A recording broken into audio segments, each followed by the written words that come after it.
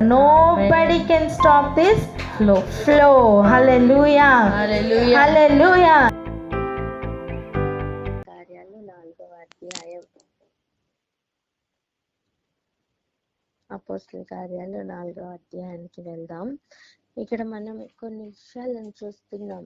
దేవుని స్తుతించుట అంటే మనం ఆయన గొప్ప కార్యాలను వివరించుట అని, ఆయన పరాక్రమ కార్యములను బట్టి ఆయన స్తుతించుటయే స్తుతి అని, అలా ఆయన బలమును ప్రసిద్ధి చేయడం స్తుతించుట అని మనం నేర్చుకుంటున్నాం కదా.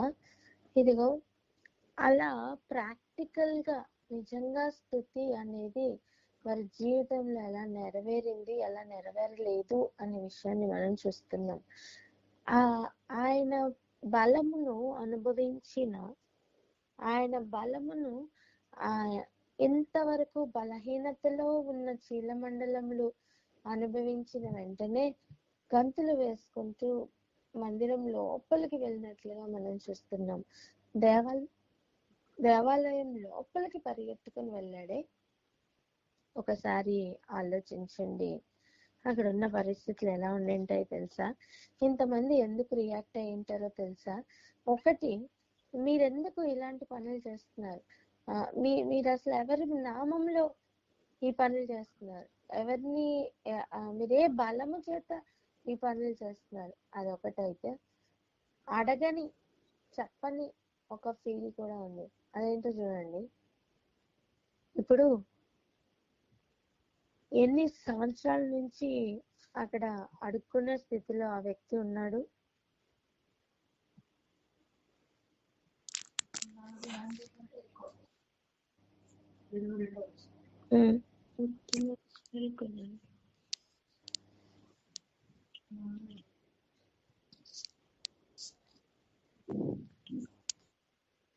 చూడండి,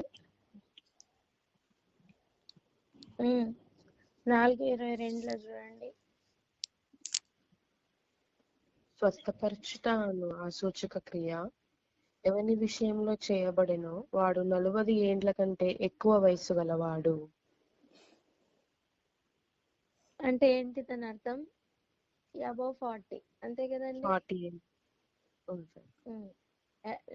ఏండ్ల కంటే ఎక్కువ వయసు గల, ఇంత అని చెప్పలేదు కానీ 40 కంటే ఎక్కువ, 40+. శబ్దమేమని? 40+. ఆ వ్యక్తి 40 కంటే ఎక్కువ వయస్సు గలవాడు. అంటే 40 సంవత్సరాలు అనుకుందాం. పోనీ 40 సంవత్సరాల నుంచి కూడా అడుక్కుంటూ ఉన్న ఒక వ్యక్తిని చూసిన అనుభవం. అటువంటి ఒక వ్యక్తి సడన్ గా పరిగెత్తుకుంటూ లోపలికి వచ్చేస్తే వారు ఎలా ఫీల్ అవుతారు? మీకు గుర్తుందా? ఒక పరిసయుడు ఒక సుంకరి చేస్తున్న ప్రార్థన, అది ఏమని ప్రార్థన చేస్తున్నాడండి? ఈ సుంకరి వల్లే కానీ, చోరుల వల్లనే కానీ, లేదా విచారుల వల్లనే కానీ, ఇగో అలా ఎన్నికలేని వారి వల్లే నన్ను చేయలేదు కనుక నీకు స్తోత్రం. అదే కదా. ఏమేం చేస్తాడండి ప్రార్థన? పరిసయ్యుని ప్రార్థన ఏంటి చెప్పండి?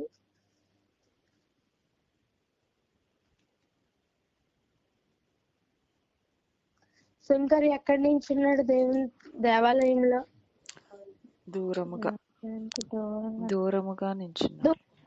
నిలబడ్డాడు.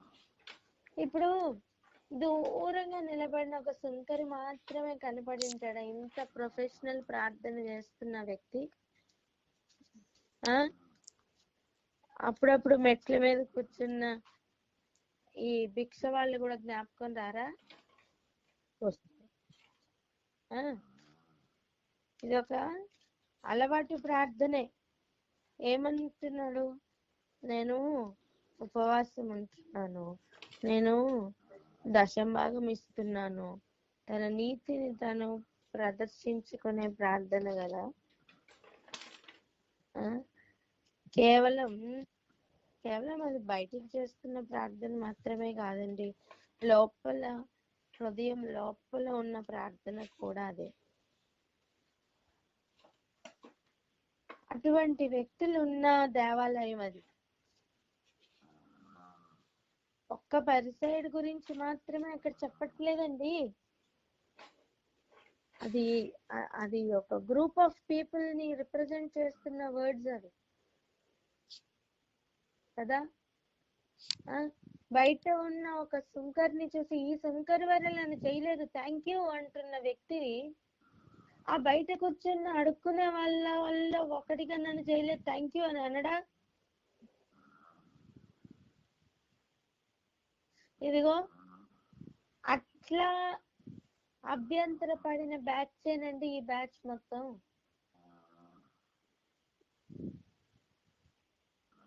ఎంతమందికి అర్థమవుతుంది?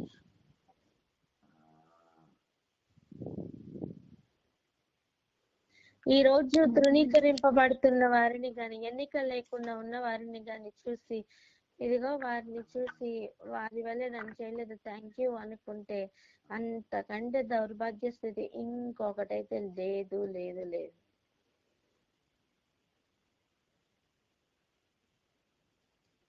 ఇన్ని దినాలు అడుక్కుంటూ కనిపించిన ఒక వ్యక్తి లోకువైపోయాడా? ప్రజలందరూ దేవుని దృష్టిలో కావలసిన వారే అని, ఆయన ఏర్పాట్లో ఉన్న వారిని ఆయన విడిచిపెట్టడని, ఆయన ఎన్నికలోనికి వచ్చిన ఒక వ్యక్తిని చూసి దానిని బట్టి ఆయన స్తుతి చేయలేని ఒక మనస్తత్వం.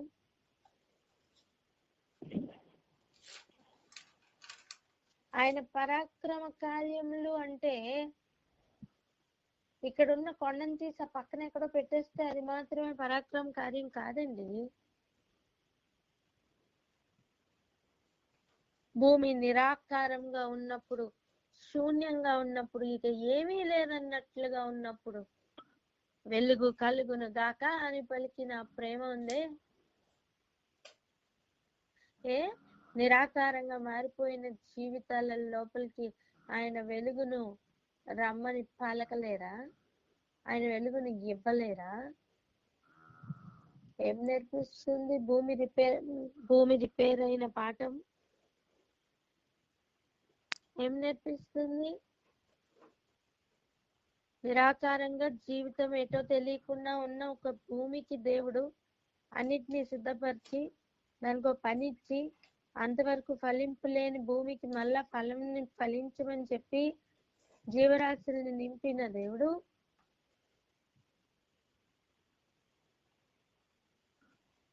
ఆయనకు అసాధ్యమైనది ఏదైనా ఉందా? నిరాకారంగా మారి ఏ పని లేకుండా ఉన్నట్లుగా కనిపిస్తున్న ఆ 40 సంవత్సరాల కంటే ఎక్కువ వయసు గలవాడైన ఆ భిక్షం అడుక్కుంటున్న వాడి యొక్క జీవితం దేవుడు మార్చలేరా? అది పరాక్రమ కార్యం కాదా? అది బలం కలిగిన కార్యం కాదా? దానిని చూడలేకపోతున్న ఒక స్థితి ఉందే, అది స్తుతి చేయడమా? కాదు అని మనకి అర్థమైంది. ఇంకా చూడండి ఇప్పుడు మనం చూస్తున్న లెవెల్ ఏంటి తెలుసా?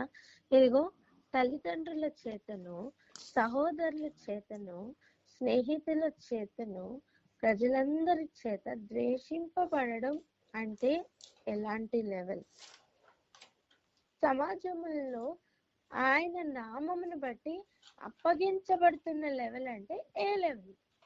నువ్వు కీడు చేసి అప్పగింపబడుతున్న లెవెల్ కారణది, నువ్వు మేలు చేసి అప్పగింపబడుతున్న లెవెలే ఈ లెవెల్. హల్లెలూయా. నీ రాకడకును యుగ సమాప్తికి సూచనలు ఏంటి అని అడిగినప్పుడు యేసుప్రభు చెప్తున్న కీలకమైన విషయాల్లో ఒక విషయమేనండి ఇది. నీ చుట్టూ ఇటువంటి పరిస్థితులు ఉంటున్నాయా? అయితే నువ్వు గుర్తుపట్టవలసిన విషయం, నాకెందుకు ఇలా జరుగుతుంది అనడం కాదు.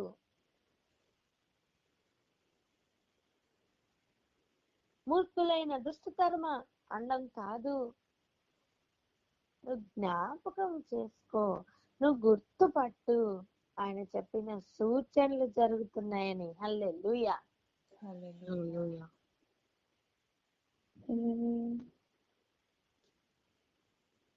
ఎందుకు ఇలా అవుతుందో అర్థం కావట్లేదండి. నేను మేలే చేశానండి. ఆ లెవెల్ దాటినానా? పక్కవారితో చెప్పండి, ఆ లెవెల్ దాటు అని. ఆ లెవెల్ లెవెల్ దాటు. ఆమె ఇంకొక స్ట్రాంగ్ వర్డ్ చెప్తారా? కాలమును గుర్తుపట్టు. కాలమును గుర్తుపట్టు. హల్లెలూయా, హల్లెలూయా. మీ చుట్టూ ఉన్న సైన్స్, మీ చుట్టూ జరుగుతున్న సూచనలు చూస్తున్నప్పుడు కాలమును గుర్తుపట్టాలా? కాలమును గుర్తుపట్టిన వాడు మరి ఎక్కువగా సిద్ధపడుతూ ఉంటాడు. ఆమేన్.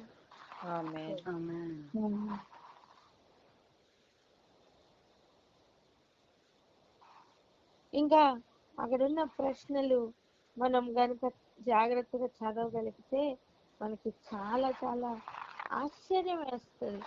ఇదేంటి? మ్యూట్ లో పెట్టుకోండి, మాట్లాడినప్పుడు తీయండి, ఆలోచించండి. అక్కడున్న పరిస్థితులు కనుక ఒకసారి చూస్తే చాలా ఆశ్చర్యం వేస్తుందండి.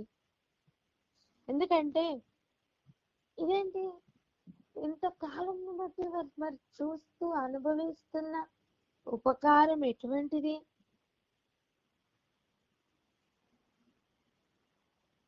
ఆయన అంటే ఒక వ్యక్తి బాగుపడడం, ఒక వ్యక్తి దేవుని లోపలికి రావడం, ఆశ్చర్యకరమైన కార్యాలు జరగడం, ఇవన్నీ సంతోషం పుట్టించే కార్యములు కాదా?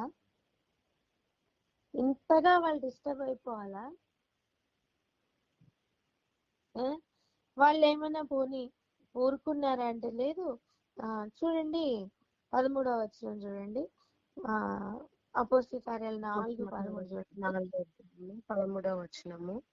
వారు పేతురు యోహానుల ధైర్యమును చూచినప్పుడు వారు విద్య లేని పామరులను గ్రహించి ఆశ్చర్యపడి వారు యేసుతో కూడా ఉండిన వారని గుర్తెరిగిరి.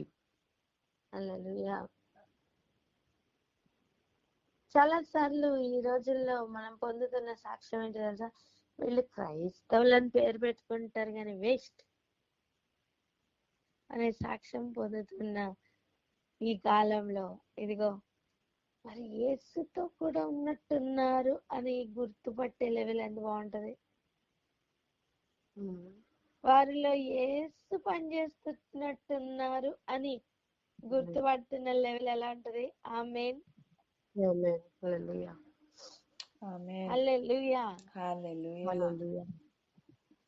ఇవి జరుగును గాక.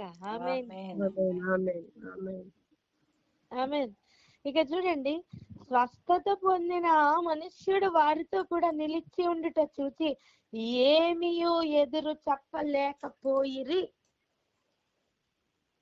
దేవుని వాక్యము కేవలం మాటలతో మాత్రమే కాక శక్తితో కూడినదై ఈ ప్రపంచమును కదిలించును గాక.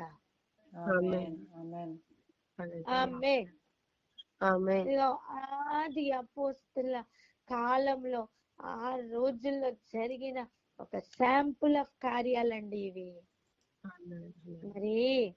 మరి కడవరి కాలంలో మరి ఇంకా సూచనలు ఎక్కువగా కనపడు కాలంలో ఇవన్నీ కలగవా? జరగవా? జరుగుతాయి. ఆమేన్. ఇవన్నీ చూస్తున్నప్పుడు దేవుడు కాలములను గుర్తుపట్టమని చెప్పారు. వారు ఇవన్నీ జరుగుతున్నప్పుడు వారు గుర్తుపట్టే ఉంటారు. ఆనాటి కాలపు అపోస్తలులు గుర్తుపట్టే ఉంటారు. మరి అనుకోవచ్చు ఇక ఇక వచ్చేస్తారు యేసయ్య అని. అవును, వారు అలా ఎదురు చూస్తున్న కాలమే 2000 సంవత్సరాలు దాటి కాలం కావస్తుంది. ఆలోచన చేద్దాం. వారికున్న ఎదురు చూపు, వారికున్న మనకుందా?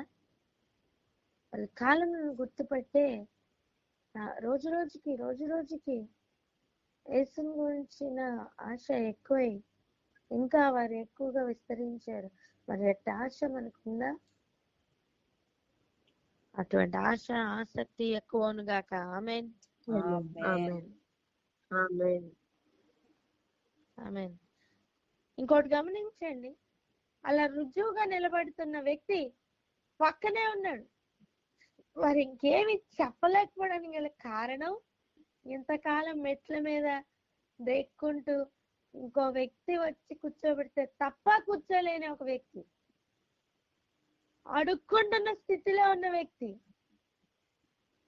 ఎప్పుడు చూడు ఇటు అటు వెళ్ళిపోతున్న వ్యక్తుల యొక్క చేతులు చూసుకుంటూ ఎదురు చూసి ఏమైనా పెడతారా అని ఎదురు చూస్తున్న ఒక వ్యక్తి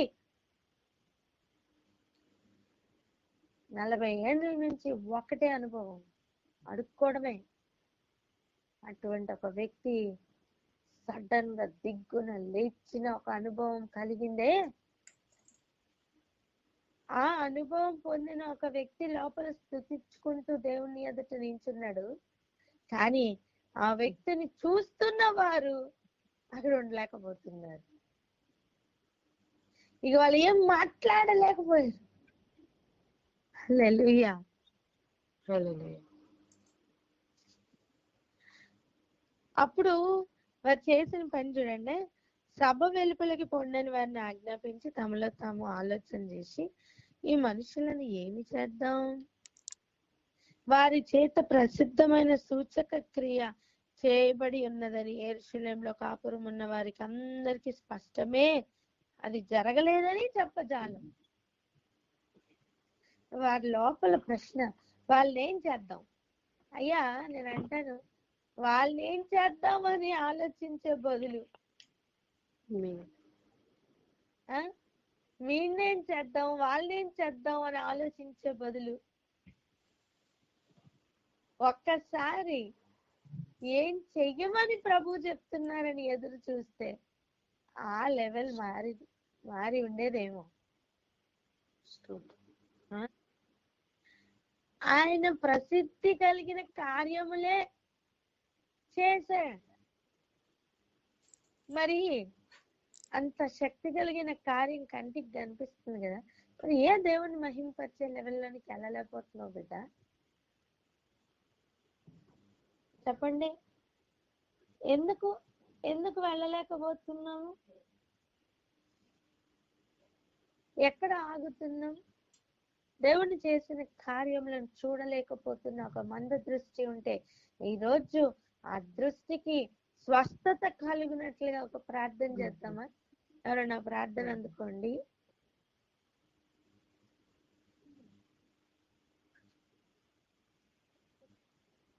తండ్రి స్తోత్రం, పరిశుద్ధుడా నీకే వందనాలు ప్రభా. ఇదే కల సమయమున నాయన మీరు మాతో మాట్లాడుతున్న శ్రేష్టమైన వాక్య భాగంకే వందనాలు. అవును తండ్రి, యేసయ్య కాలంలోను సమయంలోను గుర్తుపట్టమని మాతో మాట్లాడుతున్న దైవమా నీకు వందనాలు ప్రభా. నా తండ్రి యేసయ్య, మరి నాయన జరిగిన గొప్ప సూచక క్రియను బట్టి నాయన ఒక్కొక్కరు నాయన యేసయ్య మరి విస్మయం పొందుతూ నాయన వారిని వారు ప్రశ్నిస్తూ ప్రభా నా తండ్రి యేసయ్య వారు ఉన్న ఆ కన్ఫ్యూషన్ స్థితి ప్రభా మేము నాయన యేసయ్య గ్రహిస్తున్నాం ప్రభా. కాలం సమయం గుర్తుపట్టలేని స్థితి మాలో ఉండకూడదు ప్రభా నా తండ్రి యేసయ్య. మరి నా తండ్రి అట్టి స్థితిలో నాయన మేము ఆగిపోకుండా శాస్త్రులు పరిచయలు సర్దుకులు ఎలాగైతే ప్రభా నాయన యేసయ్య ఎదురాడాలని నాయన యేసయ్య వారి ఆలోచనలు అన్నీ కూడా నింపుకున్నారో ప్రభా నా తండ్రి నీ యొక్క కార్యములను గమనిస్తూ దాన్ని నాయన యేసయ్య స్వీకరించలేని స్థితిలో వాళ్ళు ఎలాగైతే ఉన్నారో అటు స్థితిని ఆయన మా నుండి దూరపరచండి ప్రభా. మాకు నీ పరలోకపు జ్ఞానంను వాక్శక్తిని ఇస్తానన్న ప్రభా, నీ సాక్షులుగా నిలబడడానికే మమ్మల్ని నాయన మీరు పిలుచుకున్నారు కాబట్టి ప్రభా నాయన ఎట్టి పరిస్థితులు అయినప్పటికీ ప్రభా మీరేం మాట్లాడుతున్నారో మీరేం చెప్తున్నారో దాన్ని గ్రహించే కృప మాకు ఇవ్వండి.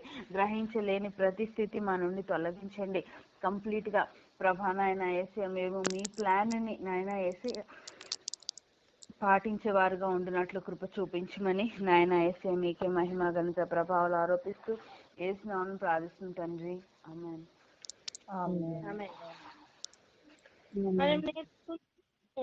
ఆయనను స్తుతి చేయుటప్పుడు ఆయన నామమును నిత్యము సన్నిధించాలని, ఆయన నామమును గొప్ప చేయాలని, ఆయన నామమును బట్టి ఆయనను స్తుతించాలని, నిత్యము ఆయనను సన్నిధిద్దామని ఇవన్నీ మనం చదువుకోలేదా?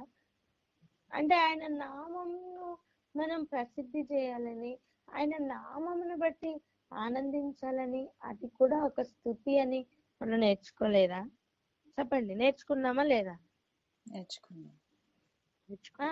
అదే కదా కీర్తనలో మనం చూసాము. ఇప్పుడు ఒక మాట చదవండి. ఇదే 4వ అధ్యాయం 17వ వచనం ఒకసారి చదువు నాన్న. 4వ అధ్యాయము 17వ వచనం. అయినను ఇది ప్రజలలో ఇంకా వ్యాపింపకుండుటకై ఇక మీదట ఈ నామమును బట్టి ఏ మనుషులతోనైనను మాట్లాడకూడదని మనము వారిని బెదిరపెట్టవలనని చెప్పుకొనిరి. ఏం చేయాలట? ఈ నామమును బట్టి ఏ మనుషులతోనైనా మాట్లాడకూడదట. ఏమని? ఈ నామమును బట్టి ఏ మనిషితో కూడా మాట్లాడకూడదు అమ్మా. ఆయన నామమును బట్టి, ఆయన కార్యములను బట్టి ఇంకొక వ్యక్తితో చెప్పడం స్తుతి చేయటమ్మా. హలో,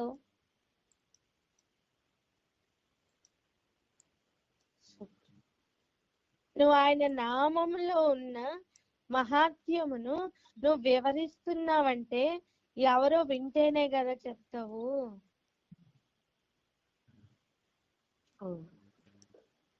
కేవలం దేవునికి ఆయన గొప్పతనం చెప్తున్నట్లుగా కాదే. చూడండి, ఒక మాట చూద్దాం. 145వ కీర్తన 4వ వచనం చూడండి. ఒక తరం వారు మరి ఒక తరం వారి ఎదుట నీ క్రియలను కొనియాడుదురు.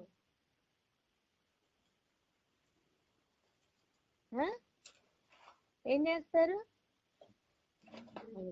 నీ క్రియలను కొనియాడుదురు. ఎవరి దగ్గర అండి? ఒక తరం వారు మరి ఒక తరం దగ్గర నీ పరాక్రమ క్రియలను తెలియజేయుదురు. స్తుతించటంలో భాగమేనానా ఆయన పరాక్రమ కార్యములను తెలియచేయట? ఒక తరం నుండి ఇంకొక తరంకు ఆయన క్రియలను కొనియాడుట, వివరించుకొనుట, ఇవన్నీ కూడా స్తుతి చేయుటయే. అలాంటిది వీళ్ళు ఏం మాట్లాడుకుంటున్నారండి? ఈ బ్యాచ్ మొత్తం ఏం మాట్లాడుకుంటున్నారు చూడండి. ఇది ప్రజలలో ఇంకా వ్యాపింపకూడదట. అబ్బా, ఇది ప్రజల్లో వ్యాపింపకూడదట. ఎగ్జాక్ట్ గా వాక్యంకి ఆపోజిట్ కాదా? అవును. ఇక మీదట ఈ నామమును బట్టి ఏ మనుషులతోనైనా మాట్లాడకూడదట. అవునా? ఆపి చూడు, 2000 సంవత్సరాలు అయినా, ఒక 20 తరాలు దాటినా సరే ఆపగలమేమో? ఆపి చూడు. ఆపలేరు. ప్రాక్టికల్ గా అయ్యా, ఓ అడిగారి, ఓ పెద్ద, ఓ శాస్త్రి, యెరూషలేంలో ఉన్న అయ్యగారులు, మీరు ఎవరైనా ఆ రోజు 40 సంవత్సరాల కంటే ఎక్కువ కలిగిన భిక్షవాడు బాగైన విషయం మీరు కప్పెడదాం, మూసి పెడదాం ప్లాన్ చేసరే? ఇది ఎవరైనా ఈ 20 తరాలు దాటి, 20 తరాల కంటే ఎక్కువే, 60-70 సంవత్సరాలకు ఒక తరం వేసుకుందాం. అలా లెక్కేస్తే 2000 సంవత్సరాలు ఎన్ని తరాలు అయినాయండి? ఎంత తక్కువలో తక్కువైనా ఎన్ని తరాలు అయినాయి చెప్పండి?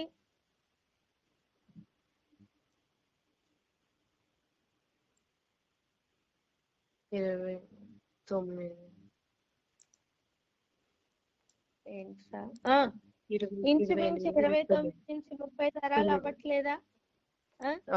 29 తరాలు ఒక తరం తర్వాత ఒక తరంతో చెప్పుకున్నాయండి. హల్లెలూయా. ఆయన పరాక్రమ కార్యములు ఒక తరముతో ఇంకొక తరం చెప్పుకొని 29 తరాలు కావస్తుంది. మీరు లోపలికి వెళ్ళిపోయి గుడుగుడు మాట్లాడుకున్నారు కదా. ఏమని మాట్లాడుకున్నారు? ఈ నామమును బట్టి ఏ మనుషులతోనైనా మాట్లాడకూడదని మాట్లాడుకున్నారే. ఇదిగో ఒక తరం ఇంకో తరంతో చెప్పుకుంది. హల్లెలూయా. హల్లెలూయా. ఆయన చేసిన కార్యములను నువ్వు ఆపలేవు వివరించుట. హల్లెలూయా. ఇంతకంటే రుజువు ఏం కావాలి చెప్పండి? ఇంతకంటే రుజువు ఏం కావాలి? ఇంతకంటే రుజువు ఏం కావాలి? మనం వారిని బెదురు పెట్టవాలని చెప్పుకుండ్రి అంటారు.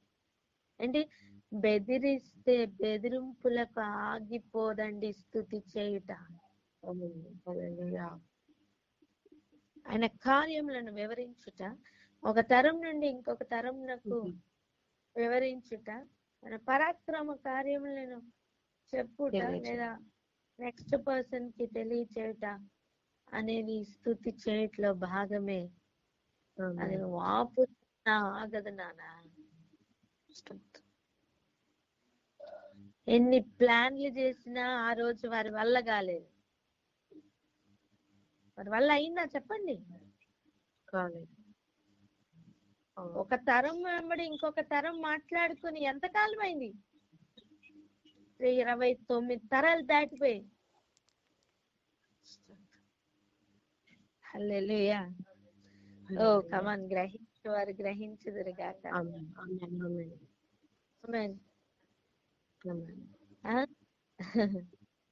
ఇంకా చూడండి, అప్పుడట వారు పిలిపించి, మీరు యేసు నామమును బట్టి ఎంత మాత్రమును మాట్లాడకూడదు.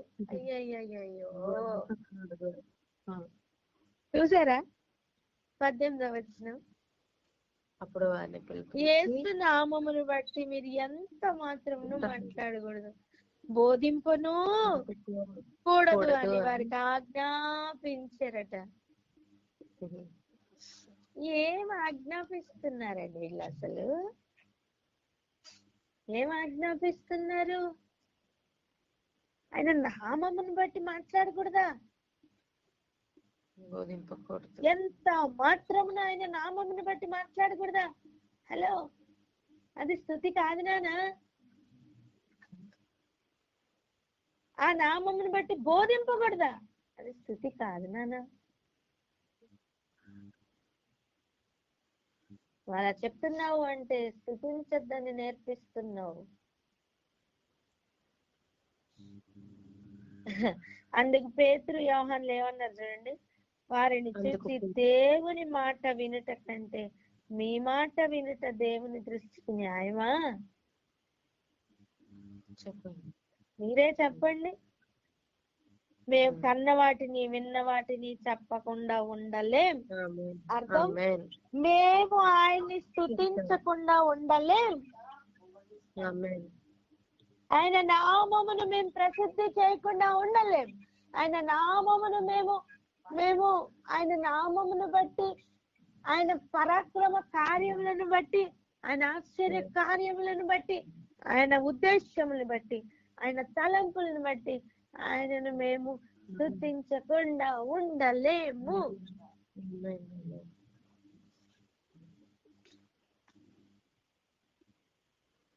ఆ లెవెల్ కి వచ్చిన వారిని ఏం చేశారో చూడండి. 21, ప్రజలందరూ జరిగిన దానిని గురించి దేవుని మహిమపరచుచుండిరి. హోల్డ్ లో ఉంచారు, దయచేసి లైన్ లో వేచి ఉండండి. The person you are speaking with has put your call on hold. Please stay on the line. आप जिस व्यक्ति से बात कर रहे हैं उसने आपकी कॉल को होल्ड पर रखा है. कृपया लाइन पर बने रहें. మీరు మాట్లాడుతున్న వ్యక్తి మీ కాల్ ని హోల్డ్ లో ఉంచారు, దయచేసి లైన్ లో వేచి ఉండండి. The person you are speaking with has put your call on hold. Please stay on the line. आप जिस व्यक्ति से बात कर रहे हैं उसने आपकी कॉल को होल्ड पर रखा है. कृपया लाइन पर बने रहें. మీరు మాట్లాడుతున్న వ్యక్తి మీ కాల్ ని హోల్డ్ లో ఉంచారు, దయచేసి లైన్ లో వేచి ఉండండి. The person you are speaking with has put your call on hold. Please stay on the line. आप जिस व्यक्ति से बात कर रहे हैं उसने आपकी कॉल को होल्ड पर रखा है. कृपया लाइन पर बने रहें. మీరు మాట్లాడుతున్న వ్యక్తి మీ కాల్ ని హోల్డ్ లో ఉంచారు, దయచేసి లైన్ లో వేచి ఉండండి. The person you are speaking with has put your call on hold. Please stay on the line. आप जिस व्यक्ति से बात कर रहे हैं उसने आपकी कॉल को होल्ड पर रखा है. कृपया लाइन पर बने रहें. మీరు మాట్లాడుతున్న వ్యక్తి మీ కాల్ ని హోల్డ్ లో ఉంచారు. దయచేసి లైన్ లో వేచి ఉండండి. The person you are speaking with has put your call on hold. Please stay on the line. आप जिस व्यक्ति से बात कर रहे हैं उसने आपकी कॉल को होल्ड पर रखा है. कृपया लाइन पर बने रहें. మీరు మాట్లాడుతున్న వ్యక్తి మీ కాల్ ని హోల్డ్ లో ఉంచారు. దయచేసి లైన్ లో వేచి ఉండండి. The person you are speaking with has put your call on hold. Please stay on the line. आप जिस व्यक्ति से बात कर रहे हैं उसने आपकी कॉल को होल्ड पर रखा है. कृपया लाइन पर बने रहें. మీరు మాట్లాడుతున్న వ్యక్తి మీ కాల్ ని హోల్డ్ లో ఉంచారు. దయచేసి లైన్ లో వేచి ఉండండి. The person you are speaking with has put your call on hold. Please stay on the line. आप जिस व्यक्ति से बात कर रहे हैं उसने आपकी कॉल को होल्ड पर रखा है. कृपया लाइन पर बने रहें. మీరు మాట్లాడుతున్న వ్యక్తి మీ కాల్ ని హోల్డ్ లో ఉంచారు. దయచేసి లైన్ లో వేచి ఉండండి. The person you are speaking with has put your call on hold. Please stay on the line. आप जिस व्यक्ति से बात कर रहे हैं उसने आपकी कॉल को होल्ड पर रखा है. कृपया लाइन पर बने रहें. మీరు మాట్లాడుతున్న వ్యక్తి మీ కాల్ ని హోల్డ్ లో ఉంచారు. దయచేసి లైన్ లో వేచి ఉండండి.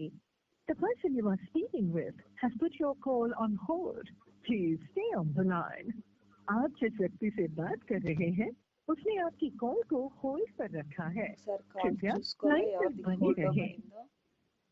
మీరు మాట్లాడుతున్న వ్యక్తి మీ కాల్ ని హోల్డ్ లో ఉంచారు. దయచేసి లైన్ లో వేచి ఉండండి. The person you are speaking with has put your call on hold. Please stay on the line. आप जिस व्यक्ति से बात कर रहे हैं उसने आपकी कॉल को होल्ड पर रखा है. कृपया लाइन पर बने रहें. మీరు మాట్లాడుతున్న వ్యక్తి మీ కాల్ ని హోల్డ్ లో ఉంచారు. దయచేసి లైన్ లో వేచి ఉండండి. The person you are speaking with has put your call on hold. Please stay on the line. आप जिस व्यक्ति से बात कर रहे हैं उसने आपकी कॉल को होल्ड पर रखा है. कृपया హల్లెలూయా. స్మిత వినిపిస్తుందరా? అదే ఎవరితో ప్రేయర్ చేయించుకున్నారా? ఒక్క నిమిషం. అరుణ ఒక చరణం పాడరా? మేడం.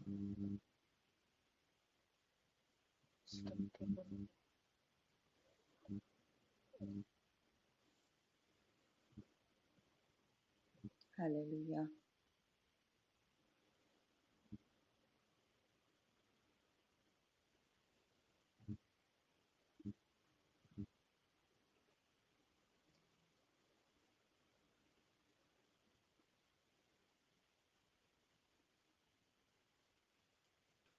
అరుణ మేడం. ఒక చరణం పాడమా? మేడం. హల్లెలూయా. Thank you Jesus. మహిమను విడిచి మహిళకి దిగి వచ్చి మార్గముగా మారి మనిషిగా మార్చావు.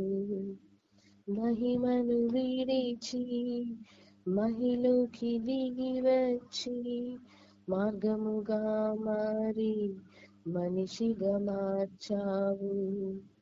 మహిళని మాధుర్యముగా మాదిరి చూపి మరు రూపమిచ్చావు. మహిళని మాధుర్యముగా మాదిరి చూపి మరు రూపమిచ్చావు. యేసయ్యా నీ కృప నాకు చాలయ్యా, నీ కృప లేనిదే నీ బ్రతుకలేనయ్యా. యేసయ్యా నీ కృప నాకు చాలయ్యా, నీ కృప లేనిదేని బ్రతుకాలేనయ్యా, నీ కృప లేని క్షణము, నీ దయ లేని క్షణము నేను ఊహించలేను యేసయ్యా. నీ కృప లేని క్షణము, నీ దయ లేని క్షణము నేను ఊహించలేను యేసయ్యా. యేసయ్యా నీ కృప నాకు చాలయ్యా, నీ కృప లేనిదే నీ బ్రతుకాలేనయ్యా. హల్లెలూయా. హల్లెలూయా. స్తోత్రం. హల్లెలూయా. ఈ లెవెల్ ఒక్కసారి అర్థం చేసుకుందామా? ఈ దేవుడు ఏం సూచిస్తున్నారో కొంచెం అర్థం చేసుకుందామా? చూడండి, ఇక్కడ గనక మనం అర్థమైతే మనం నెక్స్ట్ లెవెల్లోనికి వెళ్ళటం సాధ్యం. ఆ లెవెల్ ఎలా ఉంటుందో మనం ప్రత్యేకమైన కోణంలో దేవుడు చూపించుతున్నారు. అది గ్రహించుటకు మన కన్నులు ఓపెన్ అవుతాయండి. ఒక తరముతో ఇంకొక తరం చెప్పుతున్న సంగతులు, ఆ మాట పలకండి. ఒక తరం చెప్తున్న సంగతులు. అవి చెప్పండి చెప్పండి అన్నప్పుడు ప్రబలం కాలేదు, చెప్పద్దు చెప్పద్దు అన్నప్పుడే ప్రబలం అయ్యాయి. హల్లెలూయా. మీ ఒక తరంతో ఇంకొక తరం కూర్చొని ముచ్చట్లాడాలి, మీ నెక్స్ట్ తరాలకి ఆయన క్రియలన్నీ కూడా మీరు వివరించాలి అని చెప్పినప్పుడు ఇశ్రాయేలీలకి అవి అంతగా వెళ్ళలేదు. ఆయన బలమును వారంతగా రుచి చూడలేకపోయారు. కానీ ఇప్పుడు చెప్పొద్దు చెప్పొద్దు అన్న విషయాలు, తెలియచేయకూడదు అని చెప్పిన విషయాలు చూడండి ఎంత ఫ్రెష్ గా మనం నేర్చుకుంటున్నాం. ఆమేన్. ఆమేన్. ఒక మాట చెప్పిన, ఒక పైప్ లో నుంచి ఒక ఫ్లో అలా ఊరికే వెళ్తుంది అనుకుందాం. మీరు వేలు అడ్డం పెట్టండి, అది ఎలా వెళ్తుంది? ఆమేన్. అడ్డం పెడుతున్న కొద్ది ఏం జరుగుతుందండి? ఫోర్స్ పెరుగుతుంది. హల్లెలూయా.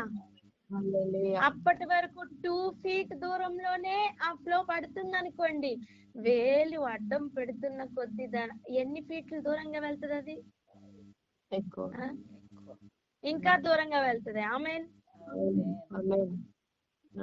హల్లెలూయా. ఎంతమందికి అర్థమవుతుంది?